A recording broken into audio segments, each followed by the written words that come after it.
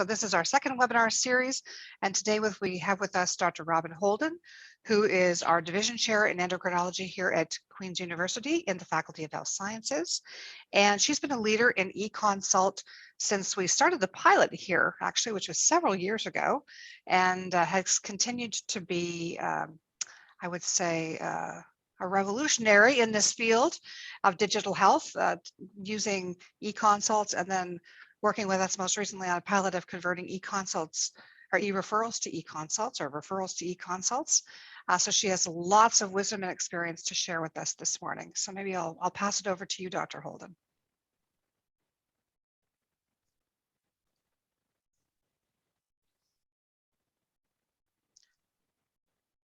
So it looks like you're on mute, so we can see your slides. Yeah, no, I'm just getting ready here. Lovely. Here we go. Super. Oops. Okay, so just to start off with, these are my disclosures. I've done some research in the past, and I work with some of the pharmaceutical companies giving talks. But I'm not getting any payment today, and any recommendations I make are hopefully evidence-based. If I mention any drugs, there's going to be generic, and if I start to talk off label, I'll let people know about that. And we're just going to see about the role of eConsults, particularly in the area of endocrinology. So maybe just to start off, why I do eConsults. So I've been doing it for several years now, and I see that I've now down about 750 eConsults, which is a tremendous number. I do several every week. Now, why do I do this? I do this because there aren't endocrinologists all across the province. And I really feel passionately at the end of the day that doesn't matter where you live in Ontario, you should have access, easy access to endocrine advice. So that's really why I do it. But I also do it because I also believe that it leads to better patient care. And one of the things it can really do is help get patients ready for appointments. And I'm going to show you what I think are best types of case scenarios for that.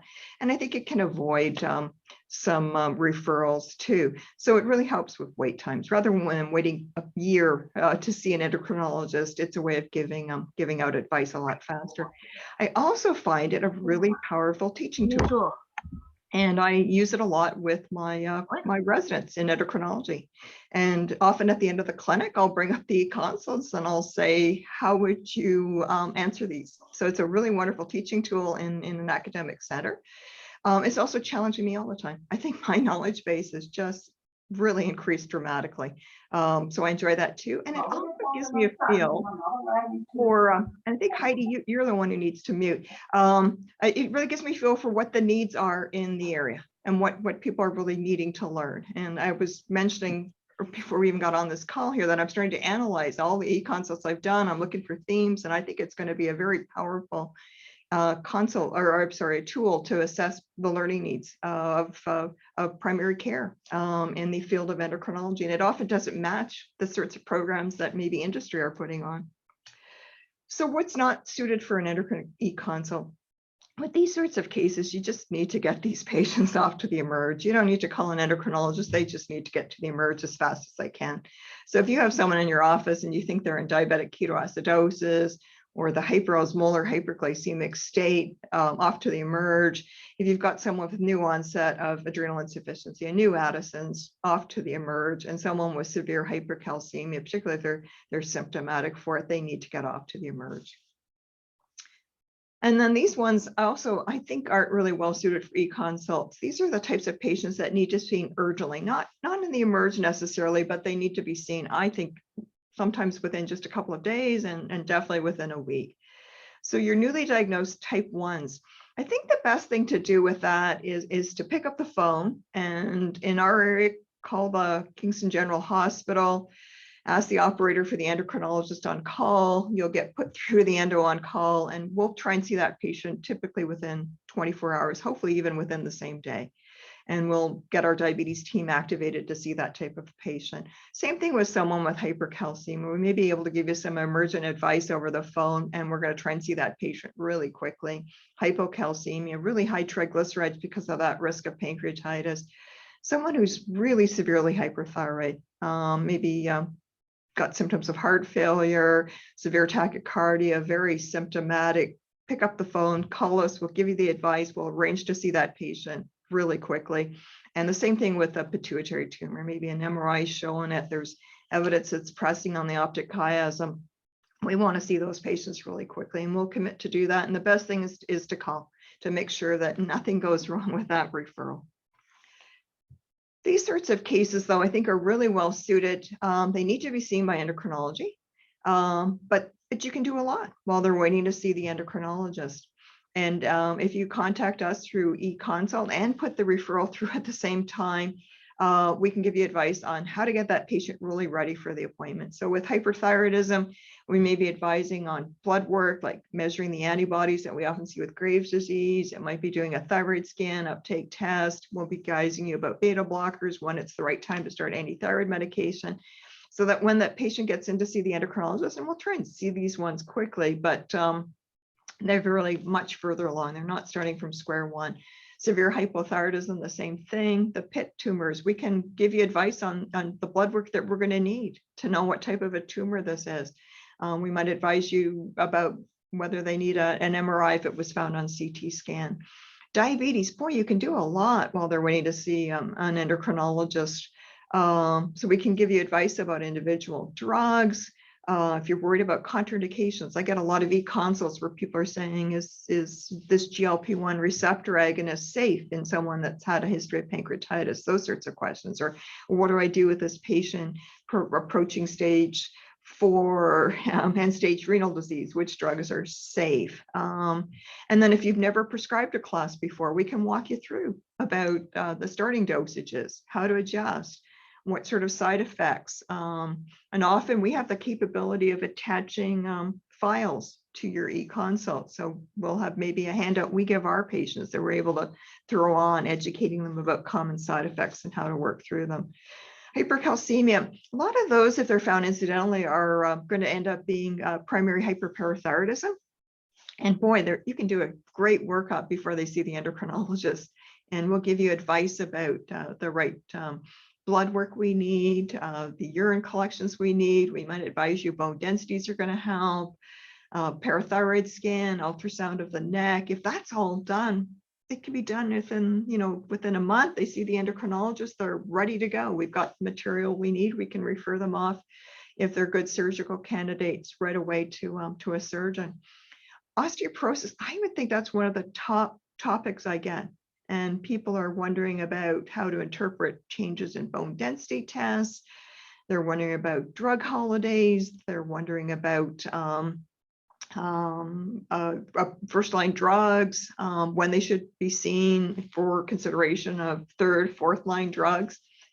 Pheochromocytoma, if you've got someone coming in with episodes of palpitations, diaphoresis, sense of anxiety, you're wondering about pheo, they've got hypertension, we can advise you about the right urine collection to do.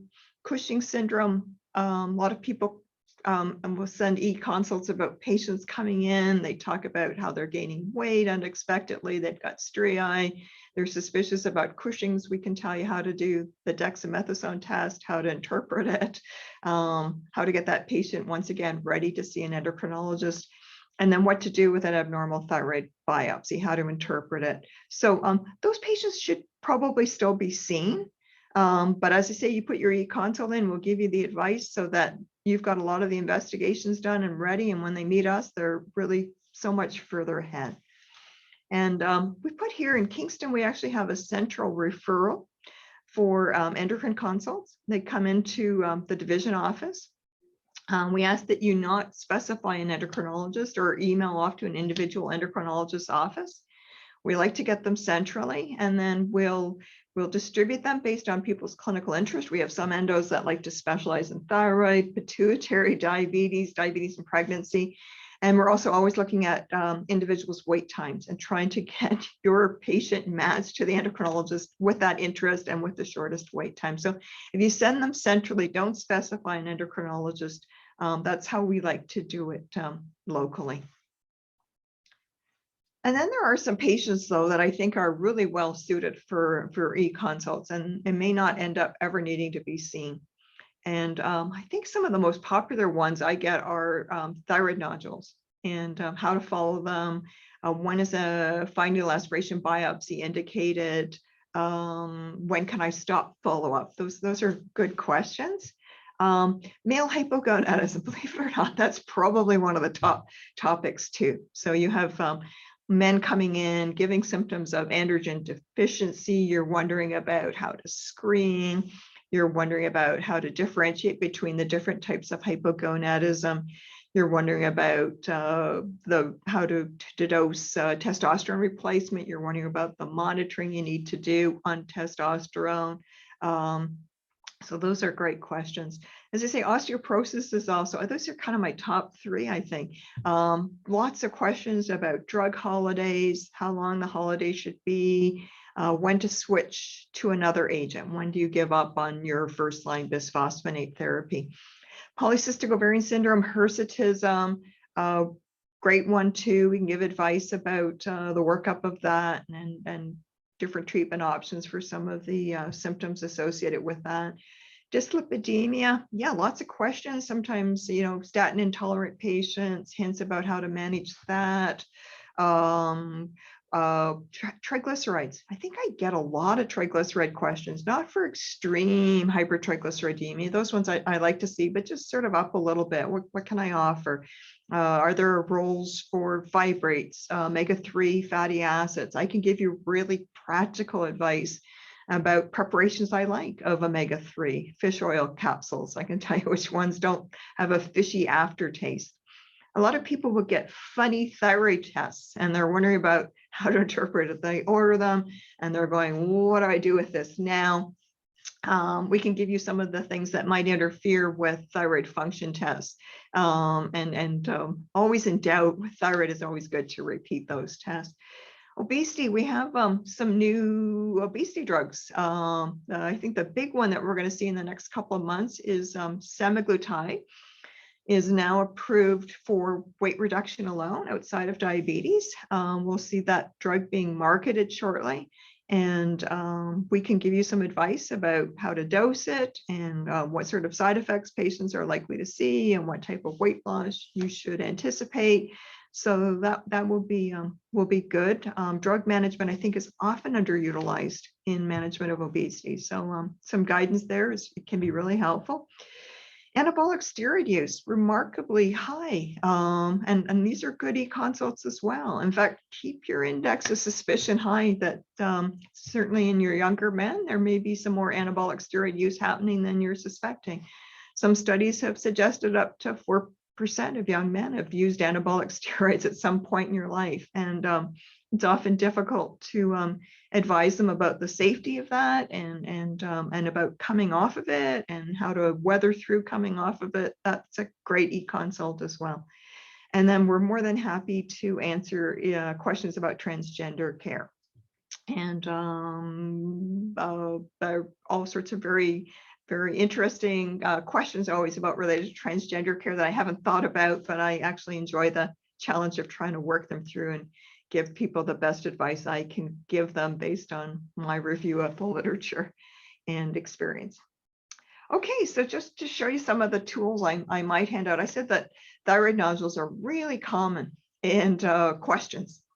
And I'll often add this one into my eConsults related to thyroid nodules. I'll attach it as a file and people will say, what do I do with this nodule? And I'll say, make sure that you can get your local ultrasonographer to start using TRADS reporting. So this is a tool that's very handy if your radiologist isn't using it. If you're outside of this area, I'll actually tell you how to help your radiologist get this training.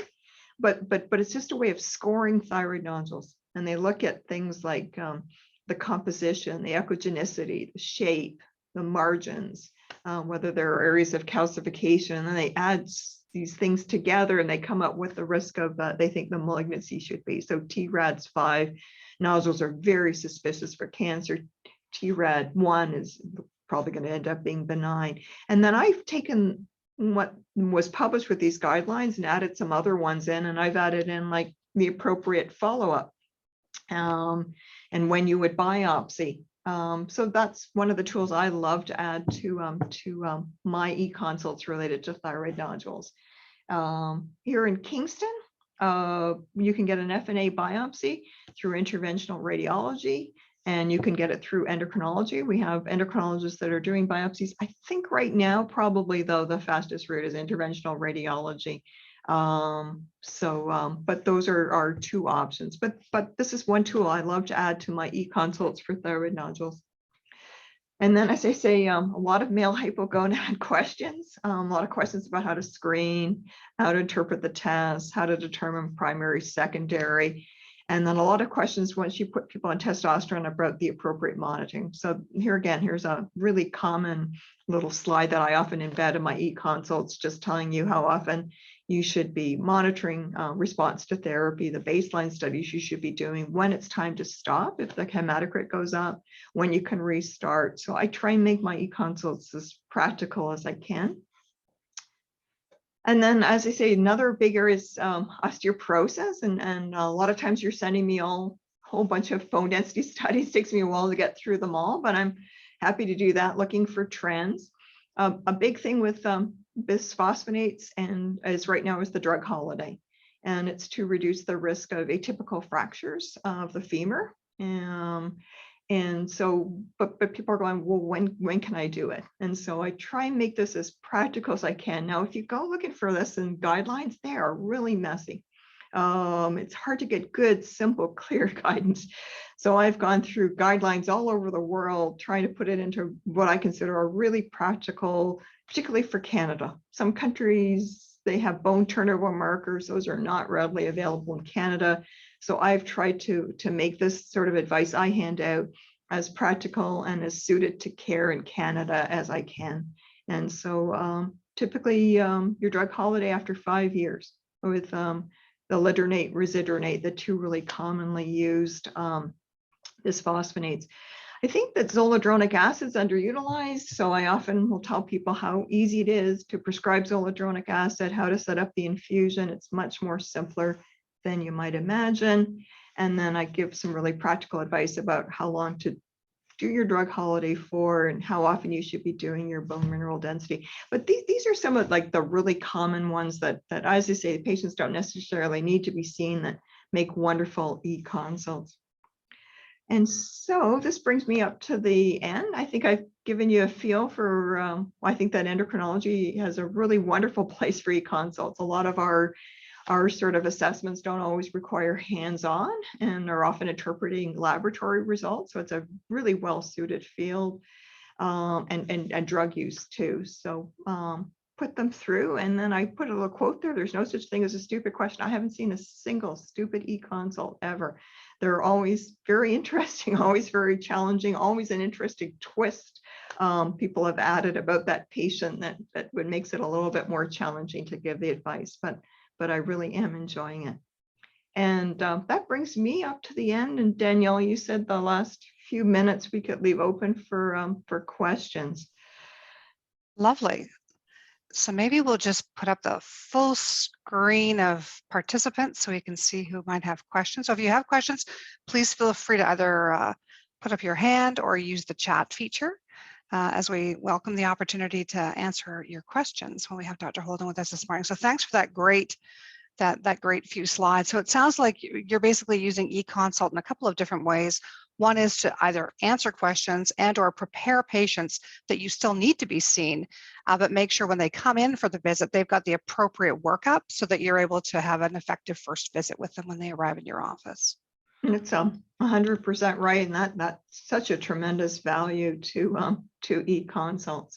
And then there are some patients that, why have them wait for a year? This is something that could be answered much more quickly with just eConsult.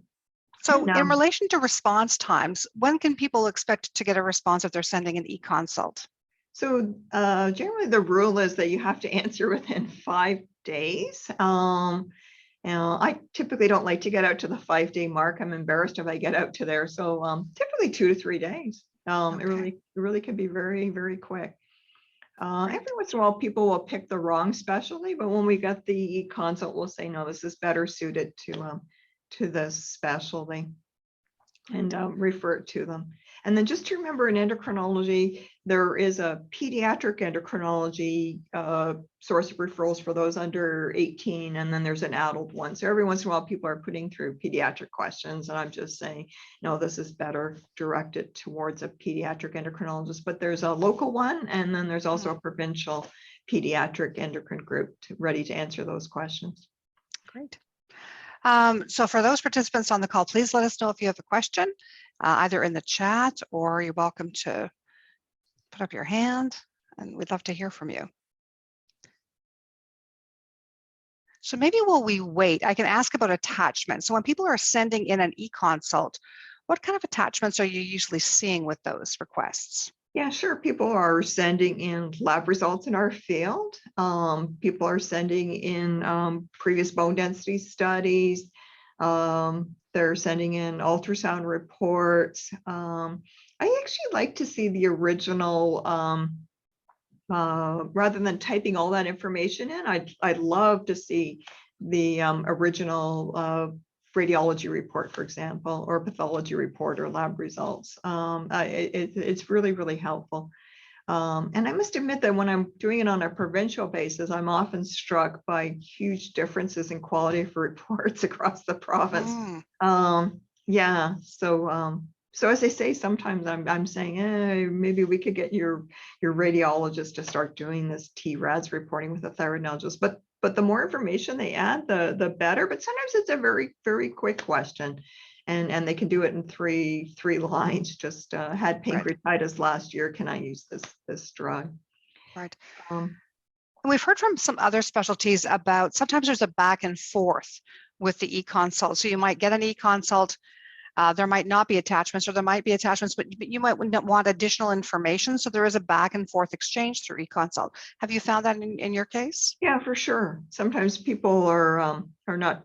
I'm asking for, did you ask this question? Does the patient have this symptom? So we'll do a little back and forth sometimes. Yeah, not all the time. I don't want people to think that's going to be really burdensome and I'm going to keep asking for more and more. But sometimes I'll be asking a couple of questions in the eConsult, and then people are just responding back. And boy, we really enjoy the feedback too. So sometimes people will they'll talk about what they gained from the experience. It's always really nice to hear back from them, but also there's sometimes add those little missing pieces, which is really helpful for us too. Well, it sounds like you sometimes get questions that then have you doing some research in order for you to be able to respond to those questions. That's true. I must admit that I am always struck by the knowledge and the capability of primary care out there. And sometimes these questions are very, very challenging. There are things I haven't thought about. And yes, I am spending a lot of time, but actually that's what I love. It's why I'm in an academic center. I actually really enjoy researching, reviewing topics and guidelines. So yeah, it doesn't bother me one bit. And I do have to, so I spent a fair bit of time on some of these. Yeah. Right. Well, and 750, that's a lot of eConsults so far since the program's been up and running. Crazy. I had no idea that it was getting up to that number. Yeah. But they're coming through all the time. Yeah, but very interesting and great teaching tools, as I say, with for not only me but for all the learners here. Right. And do you find, maybe you could just give a little profile of the other members within your division of endocrinology here at Queen's, because I think everybody is involved in eConsult in the group. Just about everybody. Yeah. One person isn't. People are all in different pools. I think I'm the only one in the provincial endocrine pool, and that's the one I feel most passionate about wanting to do.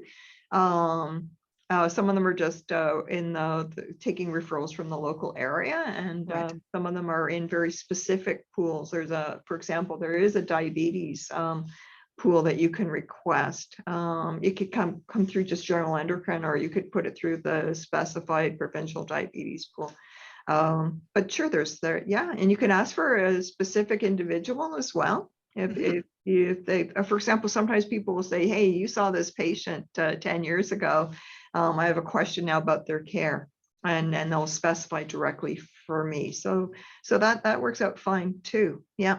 Right. So it's a good point. So there are direct to specialists. So I'm a very visual person. So when I think about eConsult and you're sending an eConsult, you have two doors to open.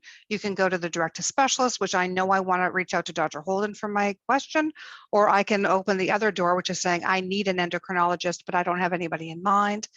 And then there's another door within that I need an endocrinologist category where you might know that it's diabetes that you're looking for a response to a question on, or you may not know. So there's an opportunity to kind of dig deeper into, I guess, where your question is going to be directed within the organization, right? Of people responding to the eConsults.